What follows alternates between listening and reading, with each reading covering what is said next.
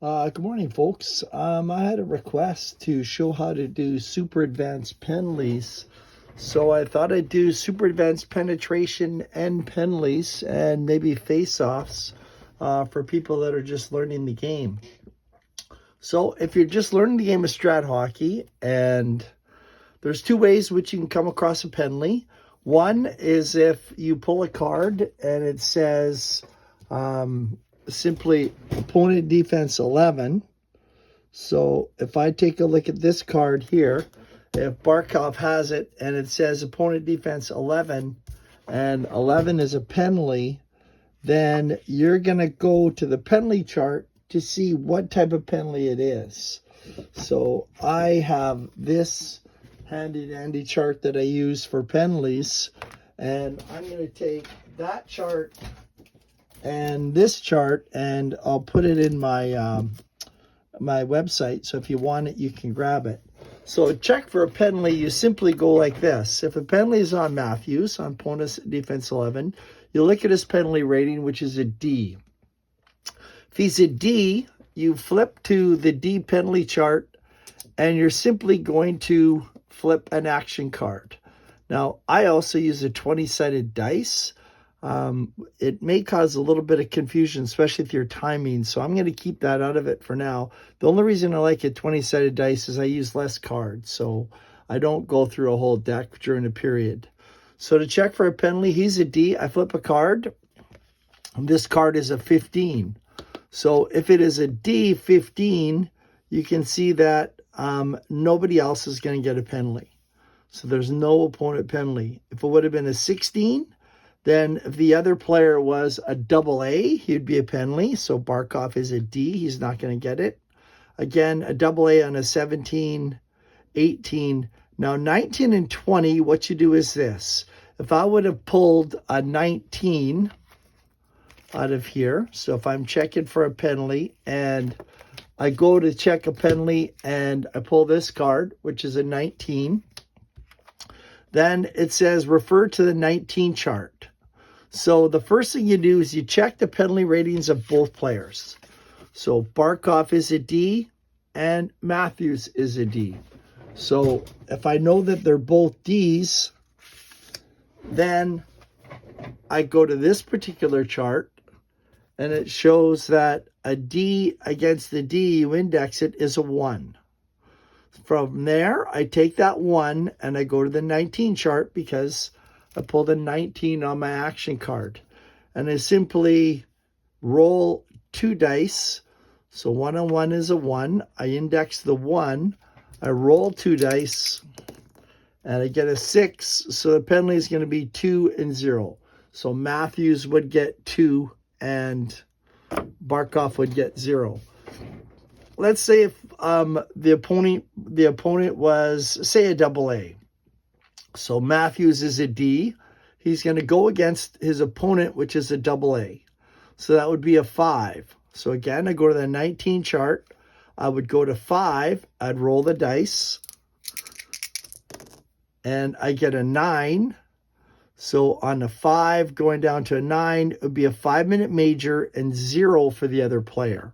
So in this case, Matthews would get a 5. And say your double A player, say who'd be a center with a double A, somebody like a Bobby Clark or somebody from, usually in the 70s and 80s, you have a lot more double A players. I'm not sure if Clark had a double A, but I'm just thinking of a very super aggressive penalty center with lots of penalties. You would check that person, so this would be a 5-0. So that is how that particular thing works. If I do another example, let's say I play this card and Lundell had it. We have opponent defense 11. So we check and JT Miller is going to be getting the penalty and JT Miller is a C. So I would, again, flip a card. And in this case, it would be 19C. So anytime, if it would have been C1 to 12, there's no opponent penalties. So there'd be no opponent penalties on C1 to 12 if that was the top number. If it's a 19, again, I'm going to this chart, and I checked Lundell, who is a C. So this time it's a C against the C. So C against the C is a 3 on the index chart. So I am going to go to this column. I'm going to roll. And this time I roll a 3. So what did I say? C against the C is a 3. And that would be 2 minutes to each player. So if you do have 2 minutes to each player, what you would do is you put your centers to the side. And these guys go to the penalty box. And you'd mark off 3 cards. 1, 2, 3. Put down end of penalty. And then you would play it out 4 on 4. Another way to get penalties, and I'll play out a penalty here in a little bit. Another way to get a penalty is if you intimidate. So if I had a card that said, I can't find one offhand, but let's just say it's a passing A. And in this particular case, Matthews has it. If it's a passing A, inside shot for right wing, intimidate with left defense. If Lindell goes to intimidate and he pulls a card and the card says, fail to take puck away, possible penalty, or even says, takes puck away, possible penalty, this is a second chance. So you can get a penalty right directly off the action cards or by intimidating. So if he takes the puck away, possible penalty, I'd pull this card. And then again, I'm going to check. He's a D. So I'm going to flip this action card. And whatever the action card is going to be, is going to tell me whether I got a penalty. So 1 to 15, there's no penalty, 16 and over. So if I was to flip a card for Lundell, I'm just going to grab a bunch. It would be a 10. Another example, say I'll flip the top one this time. It's a 12, that would be no penalty. If it was a penalty, say I flipped an 18. So Lindell, I'm going to check. I flip it 18 for Lindell. So he's a D. 18 is 2 minutes for Lindell and 2 minutes if his opponent is a AA or an A. So if JT Miller's shooting, he's a C, so it's not a penalty. So Lindell is the only one that gets a penalty. So let's just play it out as if somebody did get a penalty. So once you have a guy in the penalty box, just for, we'll say Rantanen picked up a penalty. I'll put him in the penalty box. So what you do is you set it up like this. I'm just going to keep these guys out here for the sake of ease. So you're going to go on the power play. You're going to count off 3 cards, 1, 2, 3, and you're going to have an end of penalty card. Now, when you're going to play, say in the late 70s, 80s, whenever I don't know what the time period was where they changed the rule where after a penalty, the faceoff is in the offensive zone, then that would be whatever year it is, the penalty would start. So like for this year, the penalty would start with a face-off in the finish end. So when you pull a face-off card, which is a 12, and it reads, for a face-off on a power play, you're going to add 3. So Matthews, I would take my best guy, which is Miller. He's a 3. Plus 3, he's a 6. Lundell is a 3, so the Americans are a plus 3 off the face-off. So I pull a 12, 1, 2, 3, plus 3 is going to go to superior right winger. So Miller would get the puck after the face-off. Now, if you're playing in today's hockey, where the face-off is in the offensive end, I would have a choice. I do 1 for the face-off for your timing, and then you would have a choice. And here's the timing when you're killing penalties. 6 on here if you pull an action card. 4 for icing, a successful icing. 2 for a successful skate. 1 every time you pull a card. So I'm going 0 to 1 just because of the face-off. If the short-ended team wins the face-off, say Lundell had won the face-off, I start at 4. So on this particular one, Miller has picked up the draw on the face-off, and he has a choice. he can penetrate, he can pass, or he can shoot.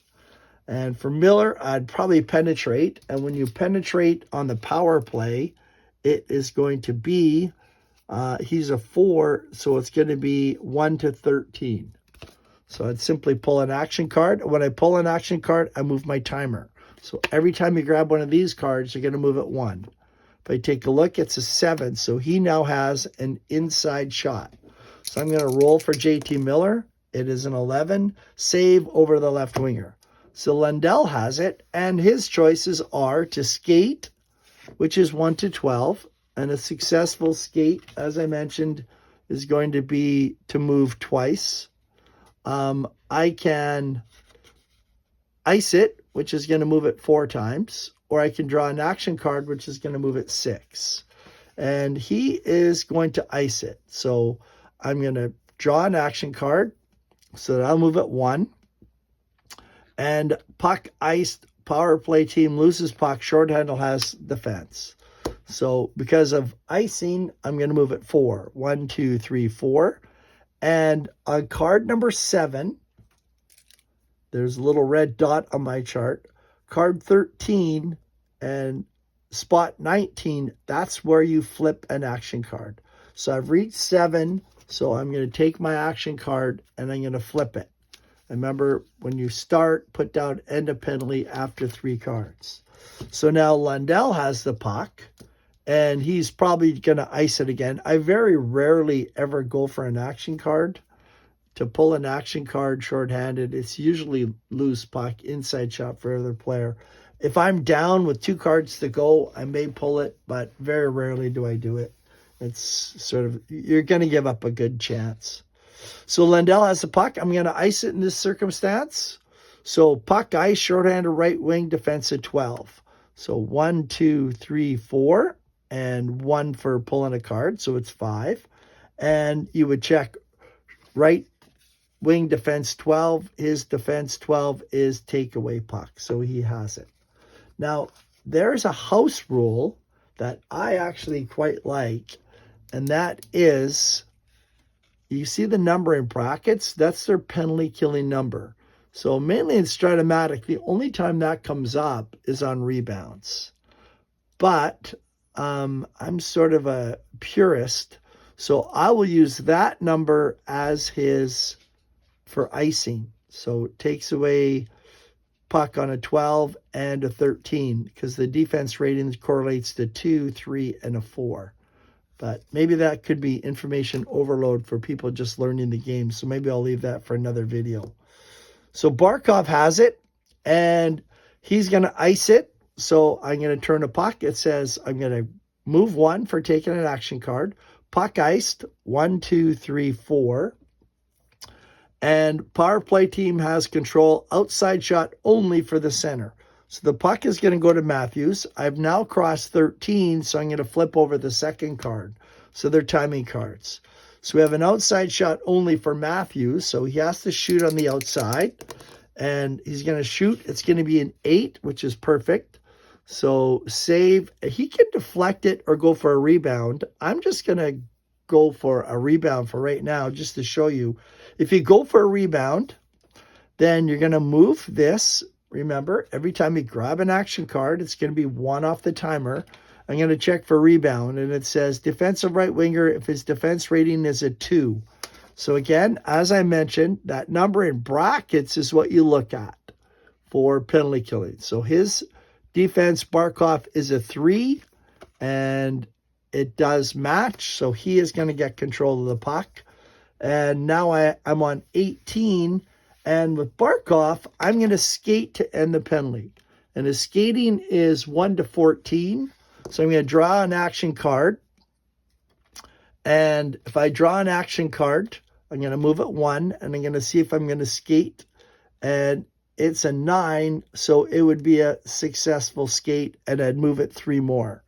Now, if Barkov was to not have a successful skate, or let's just say the card is on 17 and he chooses to ice it, puck iced, outside shot only for left winger. Puck is going to go here. So you're going to grab a card. and a successful ice. So you're going to move it 4 times. You don't go past the 19. So I know you're supposed to move it 4, but it's B1. And you don't go 2, 3, 4. You leave it on 19, and he's going to get a shot. And the reason you leave it on 19 is that power play team still gets the bonus of the cross or the plus sign for the shot. So we're going to leave it on there. And as soon as the defensive team touches the puck, then it comes off the 19. But any shot or any rebound is still going to have the plus sign for the offensive team. So Gensel doesn't have any plus signs on his card. And so let's say JT Miller was to have the shot. So if JT Miller was to get that outside shot, you'll notice on JT Miller when he shoots on a 12, it says goal 1 to 11 and a plus sign. So the only time that comes into play is when he's on the power play. So if it's regular strength, that's just a save face-off. Goalie makes a save. 1 to 10 plus sign, save face-off 1 to 10 if you're playing 5-on-5. But on a power play, this is a goal 1 to 10. This is a goal 1 to 11. So if JT Miller was to shoot, he gets to access that number 12. And I roll a 10. So it's going to be save, defensive right D picks it up. Or was it, I think it was I said an outside shot, right? Yeah, so outside shot was saved, goes over to the left winger. The puck would go to Lindell. You'd then take that off and you'd flip the third action card and you take away your end of penalty card. So that's basically how penalties work. So you can get penalties off intimidation, penalties off of the cards themselves. And again, basically all you're going to do, if it's a possible penalty in JT Miller, you simply pull an action card and you check it. So if it's a 17 and Miller's a C, that would be 2 for Miller and 2 for the other player if he is an A, B, or C. In this case, Lindell would get a 2-minute minor with Miller. You play on 4-on-4 because he's a C. If Miller was to pull an action card such as 9, there's no penalty. So these are no penalties. Anything past that, there's a possible penalty if the player across from him or the player that is intimidating is the one that matches the penalty code. So I hope that's straight. I'll do one more example. Say you have JT Miller's getting a penalty. So opponent defense 11 gets a penalty. And I pull a 20 off the action card. So if I pull a 20, when I go to check for penalties, and this is where I like to roll die. So if I was to pull a 20 on the penalty, I again would go here. And it's the same process as 19. So it's going to be a C against the C. So I'd refer to the 20 chart. So C against the C is a 3. And I simply go down to the 20 chart, number 3, and I'm going to roll the dice to see the penalty. So if I pull the 20 and I roll the 7, it'd be a bench penalty on the defensive team. So Lundell, somebody from this team would have to go off for 2 minutes, and we'd get a power play. So that is penalties. I hope that is clear. If it's not, please leave me a note in the comments and I can clear it up. The second thing I was going to talk about is penetration.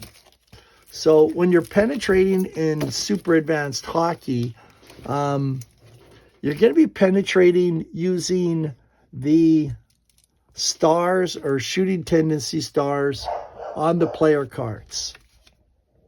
So let's just pretend that, say the card is passing E, and let's say Austin Matthews has the puck. He pulls this card, 2-on-2. He's a visitor. We have a passing E, and it says outside shot for the left winger.